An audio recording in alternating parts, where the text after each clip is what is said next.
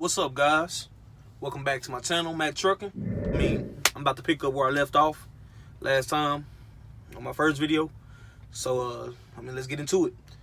So basically, when I left off on my last video, it was my first day. My first day at the academy. So basically, I was thinking about it for a long time. On becoming a professional driver. So, I found the right academy. Well, driving academy that was, I felt like that was right for me. And so, basically, everything was free. All you had to do was sign a contract for a year. And, basically to pay your tuition back. And so, that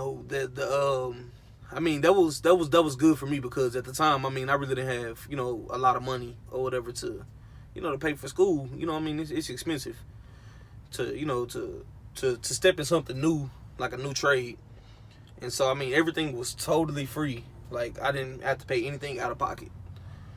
And so, like, if you're coming from out of town or whatever, they do provide, living arrangements. So, they have dorms, and then they'll put you in a hotel or whatever if they run out of dorms. But anyway, the academy was a great experience. So basically, the first week, is basically like testing, going over the knowledge that you need to know, like your general knowledge, your combination, your air brakes, and you're gonna go over that, and then once you get that down, I think like the third day that you're there, you're gonna go ahead and take your general knowledge test. So it's a fast-paced course. So it's a 22-day course that you get your CDL, where you get your permit. And so, you gotta really be serious about, if this is what you want. Because I was dedicated. Like, I didn't have another option or whatever. Like, that was my motivation. Like, I didn't have a choice but to keep going forward. So, I put my all into that, and as you can see now, I'm sitting in my own truck. Like, this is my second company that I've been to, but I'll say that for another video. But like, they're gonna feed you a lot of information, a lot of information. Like, it's up to you to, be serious about it and take it serious. So basically, that by it being that advanced, and that fast, like, you really got to pay attention to it. And so basically, like, the third day we went and took our general knowledge test. I passed that the first day, so I passed that test, and I made air brake. So, I really didn't know a lot about it, but basically they gave you everything that you're gonna need to know. It's up to you to study that at home. So I went back the next day. Well, when I went home that night, I studied. And so the next day when we got back, I went back to the DMV to take the air brakes. I passed the air brakes and my combination the same day. So, with that, when I passed that, I got to move on, to go into the driving range, the backing range, actually learning the basic backing techniques. Like, first you're going to start off with straight line back, which is super simple. You just pull the truck forward and back it straight back into the box. That was super simple. I'm like, okay, well, I'm ready for something else. Like, come on. Like, it's too easy. And so, after we mastered that, we went on to offset backing, which was a little different. It still consists of straight line backing. So basically, for you guys who don't know, like, any backing maneuver that you're going to do, like, is basically straight. You're going to straight line at some point. So, you really want to, get that straight line backing down to a T. Because, every maneuver that you do out here, if it's alley docking or offset or parallel or, 90-degree back and 45-degree back, and it's still going to consist of some kind of straight line back. So, basically, you want to learn how to straight line back. Like, it sounds simple, but then again, like, there was a lot of other guys and girls that were in my class that really couldn't get the straight line back and down, And so, it took them a little while longer. But, some people just learn faster, and some people just, they learn at their own pace. So, I'm not the one to judge. But anyway, we learned straight line, offset, and then we moved on to parallel. Parallel parking was fun. It was really fun because I mean, when you look at the box, you're like, there's no way you could put this freaking big rig in a box that small. But I mean, you'll be surprised. And like, pay attention to your instructors that are out there. I mean, these guys are like 10, 20-year vets. Like, they've been doing this for a long time, and so they're not going to tell you anything that's not going to help you. So you really want to pay attention to what they're telling you and how to do it. Because, I mean, at the end of the day, those guys have been out here on the road. They know what they're talking about. And, you know what I'm saying, they're not going to tell you anything that's false. And so after you learn a parallel or whatever, this is another thing that's called the carousel. The carousel is when you do all 4 of those maneuvers. And so, or all 3, 4, whatever it is. So you're going to do all those maneuvers in one. And so basically, you have to learn how to do all those maneuvers. And so once you learn all those maneuvers and you got it down pat or whatever, pre-trip is so important. It's like super important. So I mean, you're gonna learn pre-trip, and it's a part of your upgrade test too. So you're gonna have to learn basically every part of the truck. I ain't gonna say like every part, but like the main keys on your truck, like your tires, your main engine components and stuff like that. You know, and I mean, you're going to have to learn it before you can upgrade. Like, that's... Matter of fact, you're going to have to do your pre-trip first before you can even get into the back-end maneuvers. And so if you don't pass the pre-trip, you're not going to move on to the back-end maneuvers. If you don't pass the back-end maneuver, you're not going to go on to the road course. I mean, the road test. And the road test determines if you're going to get your CDL or not. I mean, yeah, you got a permit. But, I mean, you know what I'm saying? You just have a permit. You know what I'm saying? You're not going to be able to, you know, get your CDL or whatever. And so, but like I said, when I came back and did my upgrade, like, you know, I was ready because I excelled on all that, you know, all those previous, you know, tasks that I had to do or whatever. So I got to move on and go with a trainer. And so I took the first trainer that was available because I was ready to go. You know, I'm like, I need money. Like, I mean, I got a family to feed. Like, let's get this going.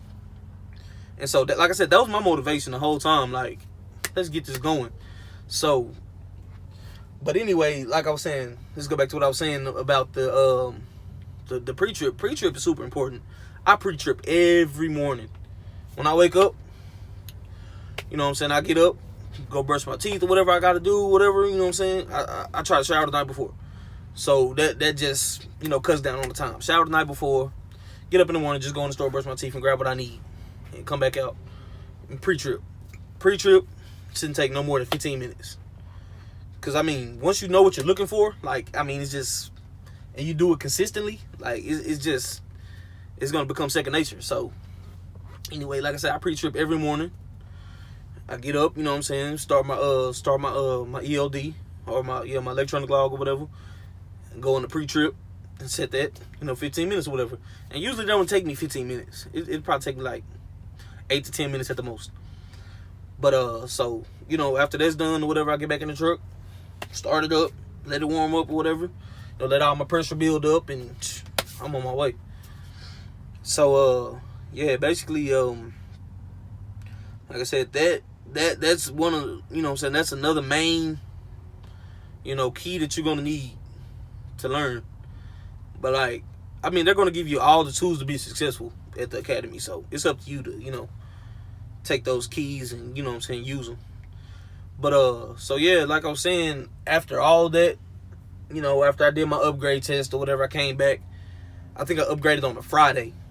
So I had to wait like Saturday, Sunday, Monday. So yeah, I waited 3 days. And on that Tuesday, I got a call from the academy. They said they had a truck ready for me. So I was like, cool. I was super excited. Like I was so ready to get my own truck. And once I got that call, I was like, oh yeah, it's time to, you know, make some serious money. Let's go. Let's get this. I'm ready. So, went up to the academy, you know, got my truck. I was super excited. I had a 2016 Freightliner. I think it had like, I don't know, like 200-some thousand miles on it. So it wasn't like, you know what I'm saying, it's not a bad truck.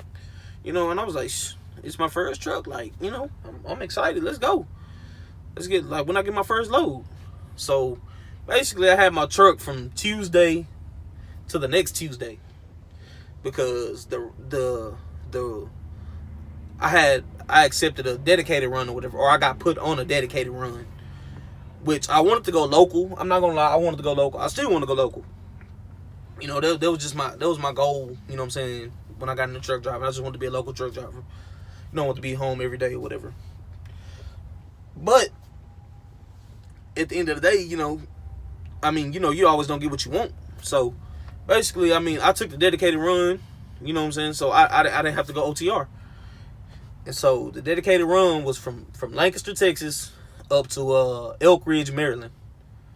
From Elk Ridge, Maryland, down to Lesage, West Virginia. From Lesage, West Virginia, back to Lancaster. So basically, like, I would leave from Lancaster. Sometimes I have a loaded trailer. Sometimes I have an empty trailer. But majority of the time I would have it empty. So I'm driving it empty all the way from Lancaster, from Texas to Arkansas, from Arkansas to Tennessee, Tennessee to Virginia, Virginia up to Baltimore. And when I make it to Maryland, I would get loaded at that shipper or whatever. So I would get loaded, and then I'll take the load down from Maryland down to West Virginia. Make it to West Virginia, get unloaded, and then they'll load me up again. So basically, you know, I would always bring a load back into Lancaster, Texas. So basically, I mean, like, it probably took me like 2 to 3 weeks to learn that route. Like, you know, to learn like how far I can drive in a day, where I need to stop at to make it to this point in the next day. So basically, what I started doing, I just started maxing my clock out. You know, like when I first came out, I would only drive like, you know, 300 to 400 miles a day. You know what I'm saying? Like, I mean, I was a student, like, coming out of school. So, I mean, I didn't know, like, you know what I'm saying, how many miles I could drive in a day. I mean, of course, my trainer told me, you know, because he was driving up to like 600 to 650, 700 miles a day or whatever. But I'm like, I mean, you're experienced, like, you know. So you've been doing this a long time or whatever. But for a student coming out of school, like, it took a little while to build that stamina. But anyway, so I got that built up, and I learned, you know what I'm saying, my route. I got it down to a T. And so after that, you know what I'm saying, I was running. Like, yeah, I was making money too. So, you know, I'm like, heck yeah. Coming from the job that I had before this, I was making like, you know what I'm saying, $500 a week. And then once I started running this dedicated run, I was bringing home $1,200 to $1,300 a week. That's like double my income. So I was like, heck yeah. And it was an easy route. I leave out on a Tuesday, and I'll be back home on a Saturday, no later than 2 p.m. in the afternoon. So I had all of the rest of Saturday off. I had all of Sunday off, and I had Monday off as well too. And I'll go back out Tuesday. Like, I mean, I was loving it. You know, I mean, I ran that route for like, I don't know, 8-9 months or whatever it was. And, you know, after that, you know, I got a call from my dispatch. He was like, hey, you on the yard? You at the yard or whatever? I was like, yeah, I'm here or whatever. I was actually waiting to get dispatched on that load so I can leave out or whatever. It was on a Tuesday morning. And so he called me to the office or whatever, and he was like, hey, man, you know, the route that you've been running, we don't have that account anymore. So I was like, well, I mean, like, what's up? Like, what does this mean? I was like, you got a local position for me or something? He was like, nah, not at this time. We don't have any local positions available. So I'm like, oh, man, okay. So they were trying to make me go OTR.